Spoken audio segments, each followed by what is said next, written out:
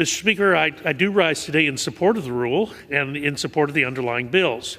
Today, Republican majority continues its long process of reversing and repairing the damages inflicted on the American people by the Biden administration and the previous Democrat majority.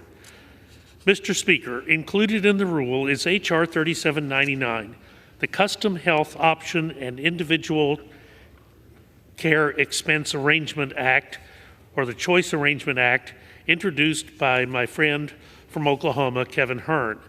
The legislation includes common sense changes to help lower health insurance costs, increase competition in the healthcare market, and ensure access to high-quality, low-cost plans for Americans and small business owners and their employees. In 2021, almost 55% of Americans were covered by employer-based health coverage. Employer-based health coverage is easily the most popular option for Americans to receive health insurance coverage. According to the National Federation of Independent Business, of small employers that did not offer health insurance coverage to their employees, 2/3 reported that the reason they do not offer the health insurance is because it is simply too expensive. In 2019, President Trump and his administration published regulations allowing employers to provide their employees with a fixed amount of money each year in tax-preferred individual health coverage reimbursement accounts that an employee could use to buy coverage in the individual market. Current regulations allow employers to establish individual coverage health reimbursement accounts, which employees can use to purchase individual market coverage and pay for their out-of-pocket medical expenses. The Choice Arrangement Act seeks to codify these regulations to provide tax-advantaged funds for employees to buy portable health insurance plans and requires notification to employers of the availability of these tax-advantaged health insurance benefits. The Choice Act arrangement also includes provisions codifying the right of small businesses to coalesce, to band together and form association health plans to offer pooled health insurance coverage to their employees. This legislation will give employers maximum flexibility in how they provide coverage options for their employees by providing choice arrangements while also providing expected benefits like dental plans, vision plans, accident disability benefits, and more. The legislation will also ensure that stop-loss coverage is not subject to federal regulation under the Employee Retirement Income and Security Act. These common sense changes will stop the Biden administration from administratively making health care more expensive by regulating stop-loss coverage and ensuring that small businesses can in fact remain competitive. Mr. Speaker, also included in this rule is H.Res. 46. This condemns the practice of retrofitting our children's schools to house illegal immigrants. President Biden and Democrats' failures at the southern border are so comprehensive, so overwhelming, that municipalities are now co-opting the schools where we educate our children because President Biden refuses to secure the southern border. Because President Biden will not secure our southern border, Mr. Speaker, our local communities and municipalities are now casualties of President Biden's border crisis.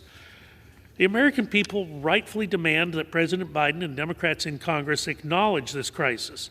They demand that they not only acknowledge the crisis, Mr. Speaker, they demand that their federal government solve this self-inflicted crisis that is pushing our communities well past the breaking point. New York City and its Mayor Eric Adams, Mr. Speaker, are the first to cry uncle.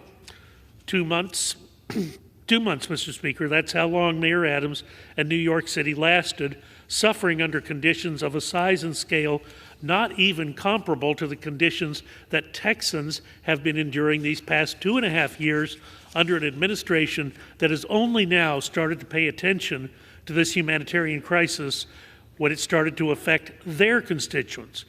Over and over again, pleading with the Biden administration to take this crisis seriously, only to be rebuffed time and again.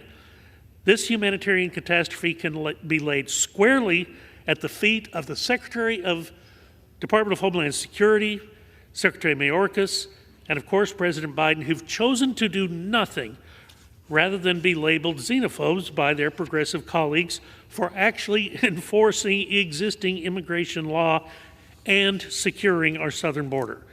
Mr. Speaker, the temptation for the Biden administration has been to bury their heads in the sand and hope that these waves of illegal immigrants across our border will in fact magically disappear.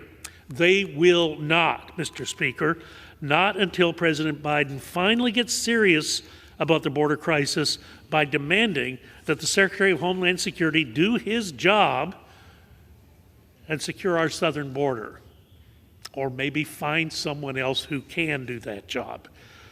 Finally, Mr. Speaker, the rule provides for consideration of H.R. 3564, the Middle Class Borrower Protection Act of 2023.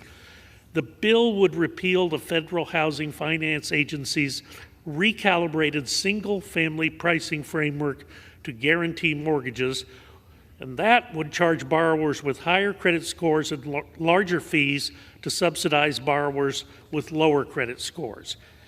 If not for our Republican majority, Mr. Speaker, 1 out of every 2 borrowers with higher credit scores would be assessed higher mortgage fees in President Biden's radical equity agenda.